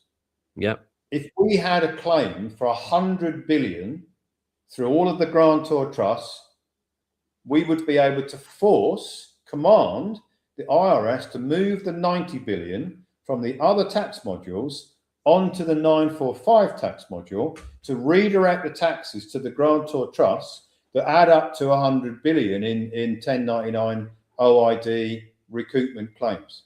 Wow. through That's Rev Prop 2002 20026. Look it up. Yeah. If you don't believe it. So once that's been done, once the 945 has been reconciled against the 1099, what are the final stages of this then? Well, now you've got some other pieces that you've got to put in place, right? So it's all very well creating a grantor trust, getting a licensed tax preparer to fire in the 1099 I do, figure out all of the linkages, CUSIP numbers, figure out whether there's enough taxes on the 945 tax module. That's, you've got to do all that, but that's not enough. Now what you've got to do is you've got to have a recipient bank that is going to receive the redirected taxes into a bank account for the grantor trust. Now you can imagine, right? If you were to call up your bank and say, I'm expecting $3 million in a tax recoupment from the IRS into this grantor trust that I've set up, that is, by the way, it's a foreign alien grantor trust. Would you be happy to open me a bank account for that? I think you're going to have people on the other end of the line going silent because they wouldn't even know what you were talking about. They wouldn't have a clue, would they? I can help you with your stolen or your lost debit card, or I can change your address for you. But yeah, I can help you to open an account if you're going to use it for your business or for your savings. But what are you talking about? You've got a $3 million tax recoupment that you want me to open an account for a grantor trust. Where is that grantor trust, by the way? Oh, it's not in our country, no. It's an international. Oh, you can speak to our international division, and they might be able to open an account for that, which they probably won't be able to, because they don't know what it is. No. And then you've got well, it sounds a bit suspicious. Is it money laundering? Yeah, this is what the bank. Next thing. Is it money laundering? Is it redirected, proceeds to crime? What is it? We better not go anywhere near that, because that sounds a bit dodgy to us. If you were the bank, if you were the bank's compliance department, right? They won't understand it, and I guarantee they won't understand it, because we've talked to banks about it, and nobody understands it. Because even the people in the banks, who you would expect would know what I've just been explaining, have no idea whatsoever. No. Nothing. Zero. No idea. You can work in an investment bank or a clearing bank and have absolutely no idea what the bank really does. In fact, most people do that work in the banks. They have no clue whatsoever about how the bank actually operates. Nothing. And they go to work every day, and they might retire after 40 years of working in the banks, and they still don't know how it works. It's extraordinary. So this asset fortress that you mention in your document as well, let's talk a little bit about that then, because it's one thing going through this 5-step scientific process of recouping the taxes paid, but if you can't realize those funds, that's not much use to anybody, is it? So you spoke about the asset fortress and this infinity loop as well, where you've got this long-term wealth management spend and recoup cycle. So I want people to understand what you mean by that. So why, if someone's either an existing member or somebody new to watching this, why should somebody have this particular construct set up? Once the credit's reclaimed, why is it essential to hold it in this asset fortress protocol that you talk about? So you've got a grantor trust that's sitting on the monopoly board as the nominee. It's now got the standing as the holder in due course. It's the rightful owner of the taxes that have been redirected to it. So the next thing you need to do is you need to get a bank account for that trust. Okay. To receive the recoupment of the taxes from the United States Treasury. And they call that IRS TREAS, TREAS 310. Yep. So they actually have a name for it. So again, if I was debating this or in a courtroom, I would be bringing out all of these references saying, well, if it's not real, how come they've got a reference for this? How come they've got a reference for that? Yeah. So the IRS TREAS 310 encompasses ACH and Fedwire. These are two different electronic banking transfer methods. Yeah. Over $1 million, it's Fedwire, and under $1 million is ACH. Yeah. So the grantor trust that is now going to receive these taxes, the recoupment of the taxes, the redirection of the taxes from the United States Treasury under the 945 tax module, is now going to file, the grantor trust is going to file a tax return. It's an interesting description, right? It is, isn't it? When you break it, when you stop and think about what you've just said. A tax return. Well, what does that mean? It means they're going to return the tax to you, if you actually know what it means. So the grantor people would think that means, and they'd think the opposite. They would think that they're actually returning the tax to the tax department, but it doesn't mean that at all. It's actually the other way around. So in this context, the 1041 is filed by the electronic reporting officer who's licensed to file it, having received the wages and tax transcript. You've got a wages and tax transcript that has come in that confirms that the IRS is comfortable to release and redirect the taxes to the grantor trust. Yep. If you don't have a wages and tax transcript, there's no point filing a 1041, which is the tax return. And for anybody new watching this, that's what one looks like. That is a wage. Well, there's two there. There's one for me. There's one for my wife. These have come directly from the IRS. I know these are redacted, but there are the tax withheld, federal tax withheld amounts written on there.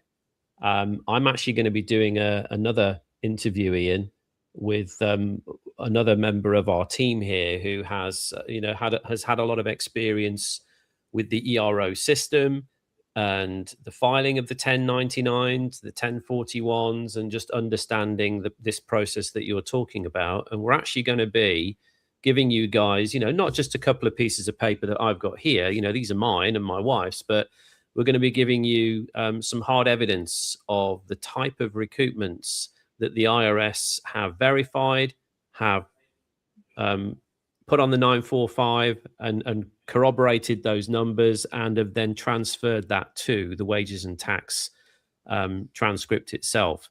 I've got a whole wodge of examples that we're going to share with you on screen so you can see. And we're not talking a few pounds and shillings here. We're talking millions and millions of dollars, just so people watching this understand that these components that you've put together do work, Ian.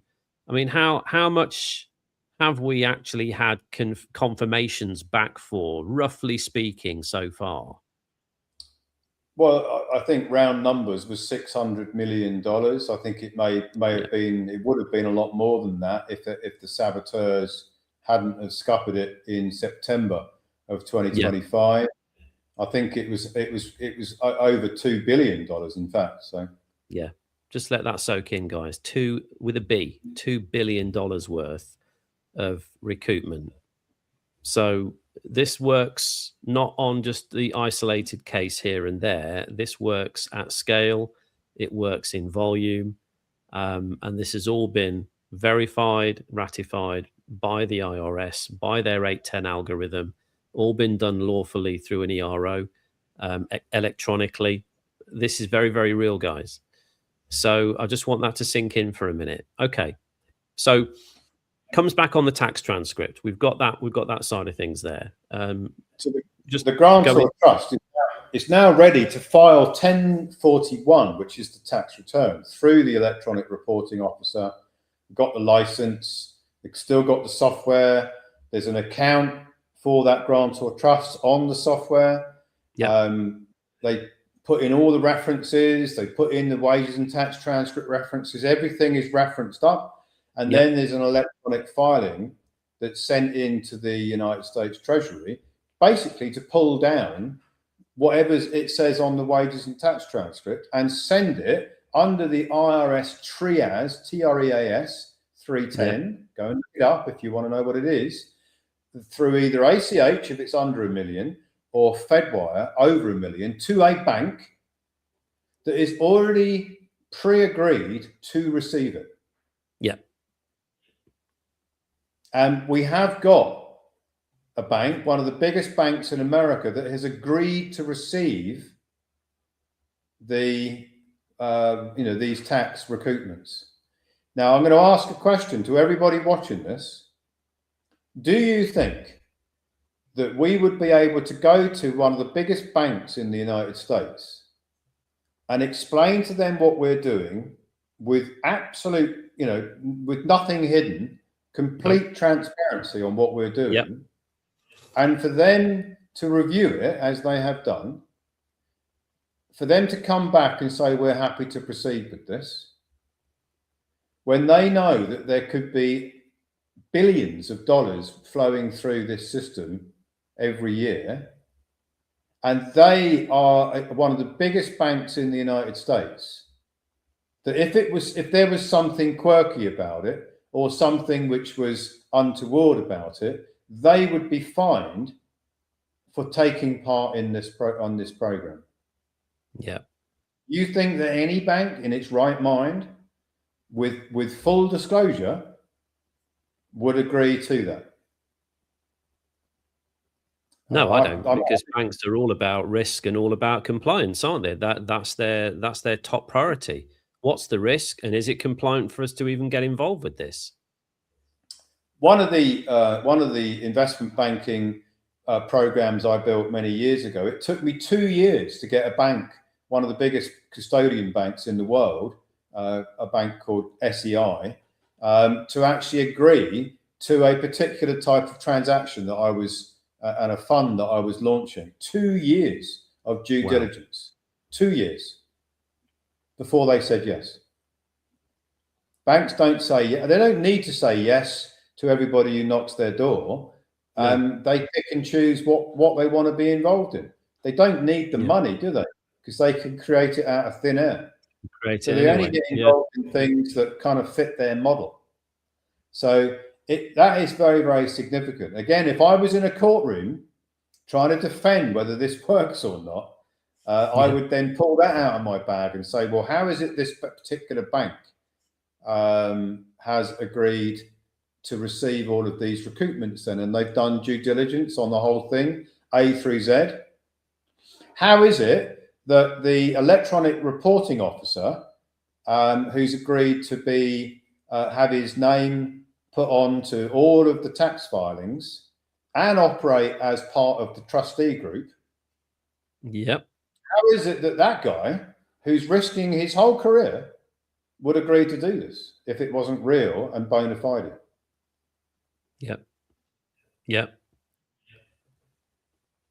So explain to me now, once the money's come through to these agreed bank accounts, or this agreed bank account, what happens at that point? How does it then become usable for the member?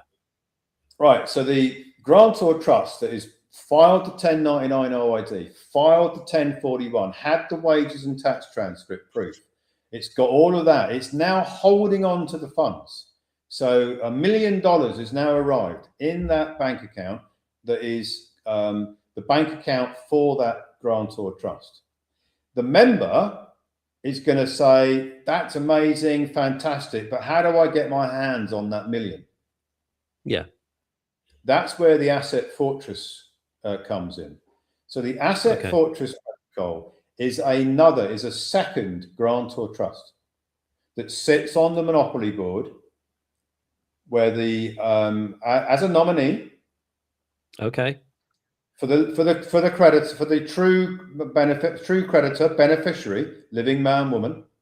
Yeah. This time, the Asset Fortress Protocol is going to have the grantor that creates it is the birth certificate construct, and the trustee of the grantor trust is the birth certificate contract. So the person, the citizen, the birth certificate construct, the artificial player piece that everyone's using all the time on the Monopoly board is now become the grantor and the trustee of the Asset Fortress Protocol, meaning that the living man, woman, who is the agent for the birth certificate construct, the citizen, the person, has got 100% control over the Asset Fortress Protocol. Yeah. And the first grantor trust that's sitting there with $1 million in this example is going to send that million to the Asset Fortress Protocol.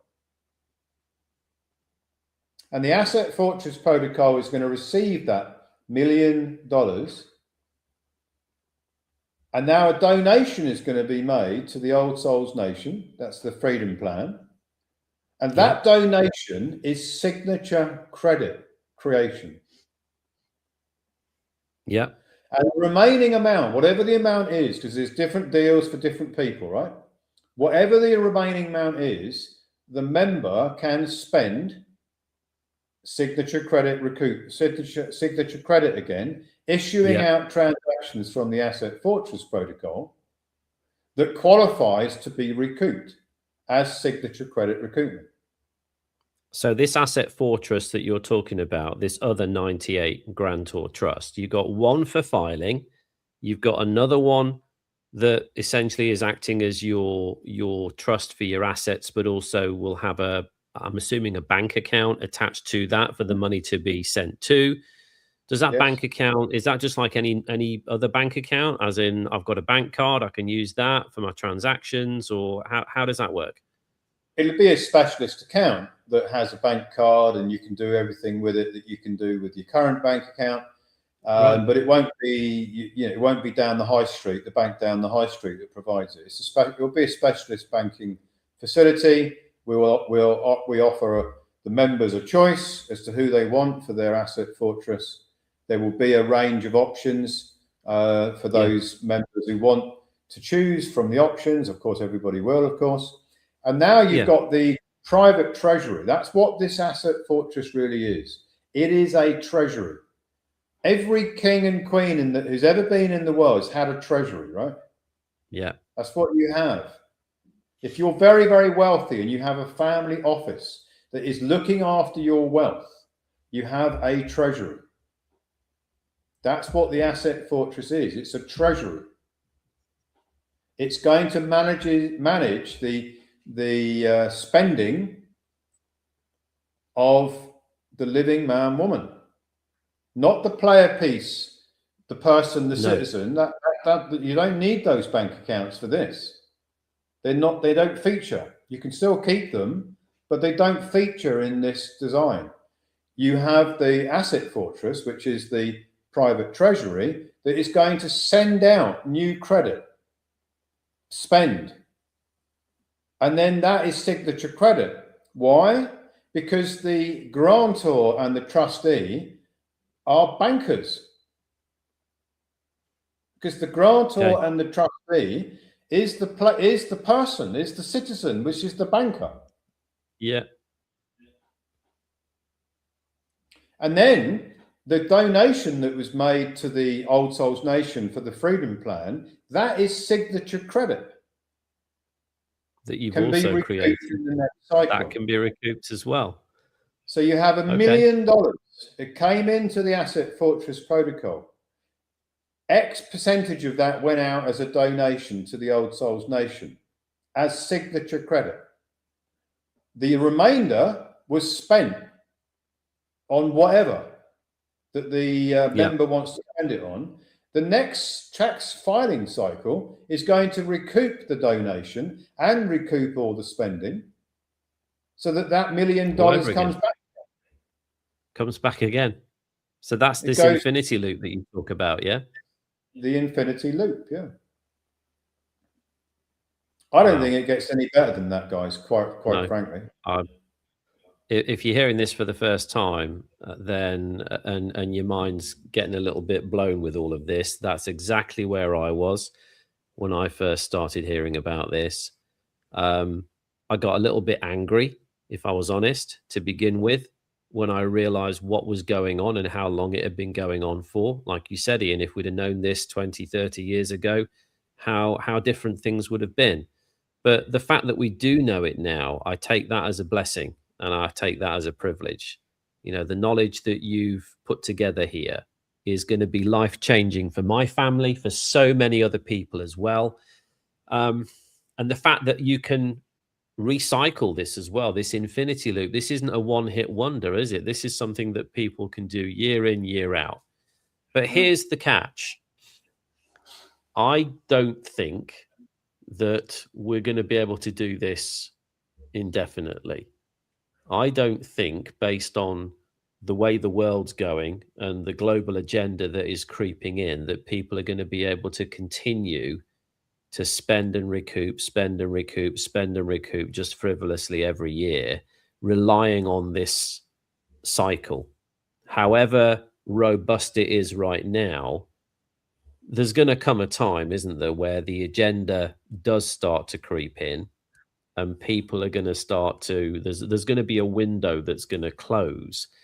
I mean, when you talk about this asset fortress protocol being a banker, being this nominee where you can spend and receive the infinity loop of abandoned credit, I get that, but bearing in mind the bigger picture, what would you be advising people to do, and how would you be advising them to leverage that asset fortress to future-proof themselves and their families while they can do this at the moment? Well, the asset fortress is a private treasury to hold assets as well as a mechanism to spend and recoup. It is dual purpose. You hold assets that have real tangible value.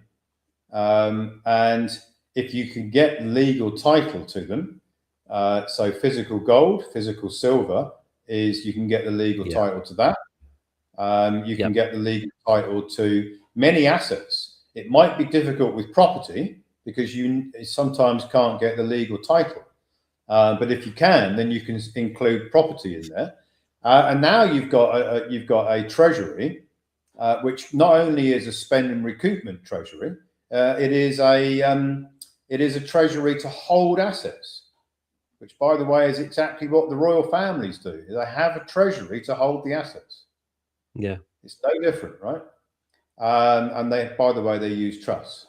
It's the same thing. So the asset fortress protocol becomes your wealth fortress. It is the fortress that holds your wealth away from the creditors, away from anybody who's trying to destroy your opportunities and your wealth.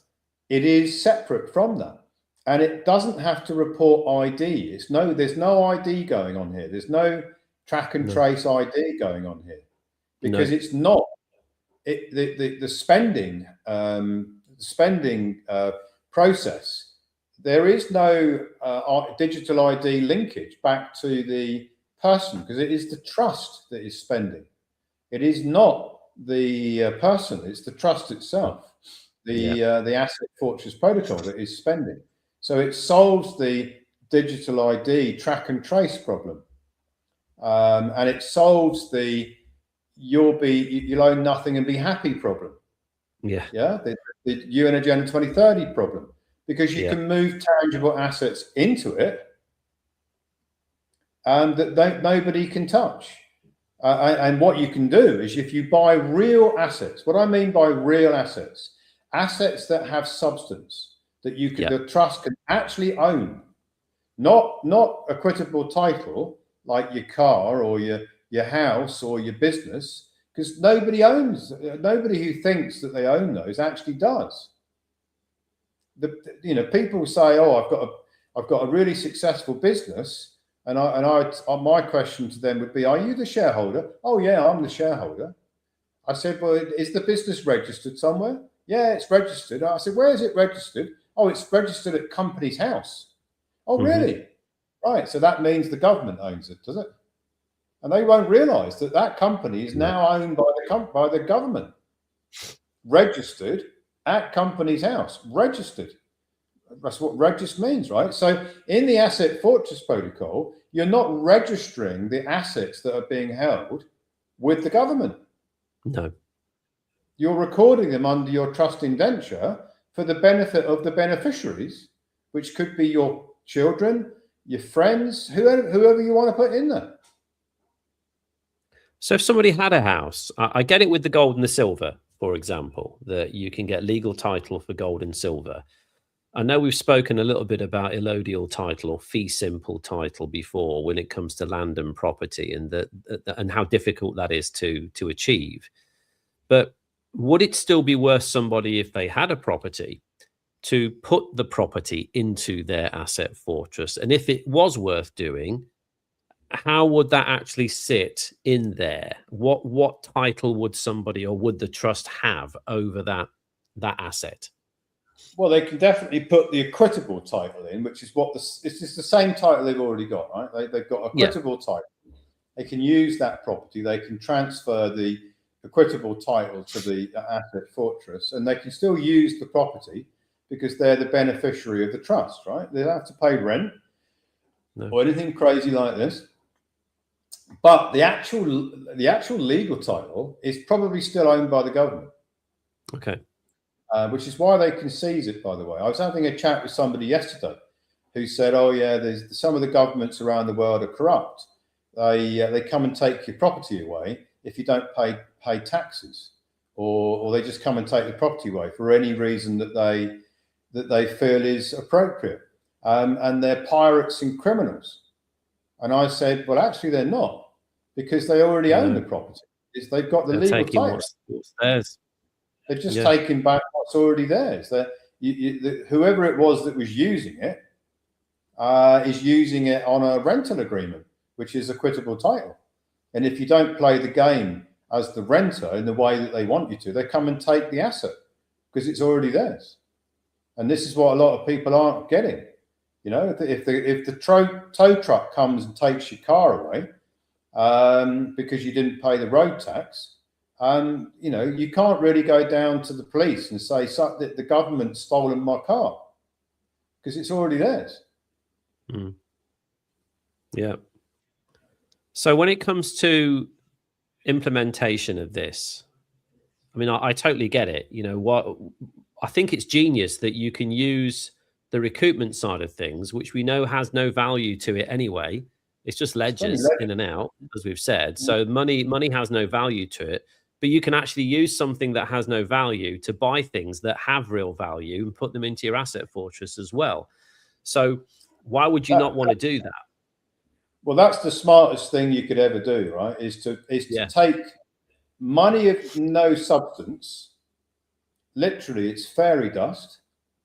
Yeah. It is just numbers on screens, and then go and use that to purchase real assets like gold, silver, like maybe art, maybe something which you can get the legal title for, something physical that you could buy. Maybe you can get legal title to some land. Maybe you can get it to the house that you're in. Maybe it all depends on the circumstances. Now you've got real value in your private treasury's got substance value. It's not just got the right to use the stuff. You actually own it outright. Yeah, in the trust. And of course, then you've got to remember that the smartest people on the planet own nothing, but control everything. Yeah. So the living man, woman is not the trustee, is not the grantor, is the beneficiary.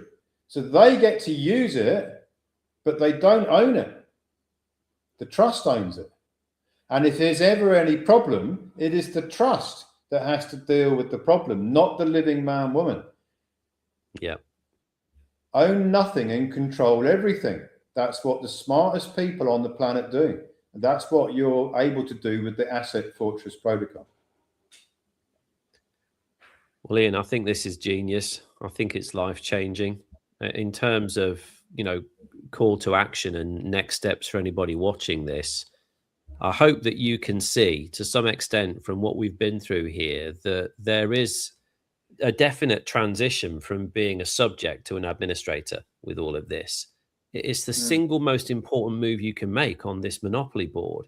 If you're in a position where you're ready to recoup your historical credit energy and move into that state of stewardship and taking ownership and taking responsibility for what's yours, we've got a team of consultants here that can help you. All you've got to do is go to your members area here at the Republic of Old Souls. We have a private members association. If you haven't joined, we encourage you to join. And in that private members association, you can book a call with a consultant and they can break everything down for you in detail and get you started on your personal journey. Don't leave your abandoned energy sitting there on the monopoly board. Claim it. That is exactly what my wife and I are doing. It's what Ian is doing. And I cannot wait to see that come to fruition very shortly. So that's all I've got to say, Ian, on the subject matter. Any final thoughts from yourself before we wrap this up? Yeah, my final thoughts are that many people have said to me over the years, could you spend some time with me? Could you come and have a chat with me? Can you come round, or we'll meet up somewhere and we'll have a chat together about what they want to do, right? Because I've had that all my life, right? All my professional career, people are saying, I'd like to get an hour with you, Ian. I'd like to have some time with you so we can go through, you could share with me what you know about how I could solve this or whatever. It's happened to me all the way through my life, not less so in recent years because of the propaganda. But in the early years, that's all I ever experienced. Well, you will be able to do that very, very soon with the Ian Clifford avatar. So we are currently working on an avatar that will be rolled out as quickly as it can be rolled out, that's got my knowledge in its memory. And you'll be able to talk to it about whatever questions you've got, you'll be able to talk to it, and it should be giving you the same answer that I would be giving you. Amazing. Amazing. So guys, if you are interested in moving forwards, if you're on the fence, then my encouragement would be get into the private members association. Once we have the avatar rolled out, you literally be able to sit across the table from a virtual version of Ian with all the knowledge, all the data sets, all the information. Every technical report that Ian's ever written will be in the brain of that avatar, will be in its knowledge base. There won't be a question that you ask about the protocols that it won't be able to answer for you, and hopefully be able to tailor the answer potentially to your personal situation as well. But certainly from a technical perspective, it'll be able to give you absolute on-point accurate answers. So super excited about that. I hope, guys, that you found the interview today regarding currency creation beneficial. I know that there's been a lot of interest in currency creation. There's also been a lot of confusion as to what it actually is. So I hope now you understand that in more detail. You've got the ability to go back to the age of majority, 18, 21, whatever the country is that you're from. But you consider that if you're in your mid-30s to mid-50s, think about all the credit that you've put out on the monopoly board and you've never, ever reclaimed that back.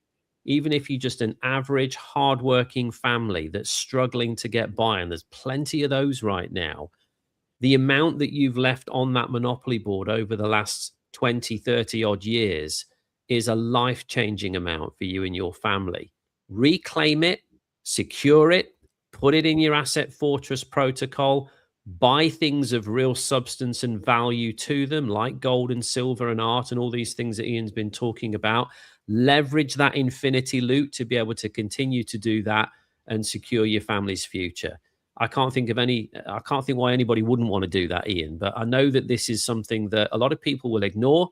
I hope for those of you who are savvy enough to see the substance and the benefit of this, that you'll take action. And we're here to help you if you do. So thank you for watching us. We'll see you on the next episode. Look out for my next interview, which is going to be some hard, cold evidence of transcripts, multi-million-dollar transcripts. I'm going to be reading those off for you, sharing my screen, and myself and a colleague of mine is going to be going through a little bit more detail about what we've seen behind the scenes in terms of the filing process and how that's been working, so that it will only just reinforce what we've done on our interview today with Ian. So for now, enjoy the rest of your day, and we'll see you on the next episode. Bye for now, guys. Bye for now.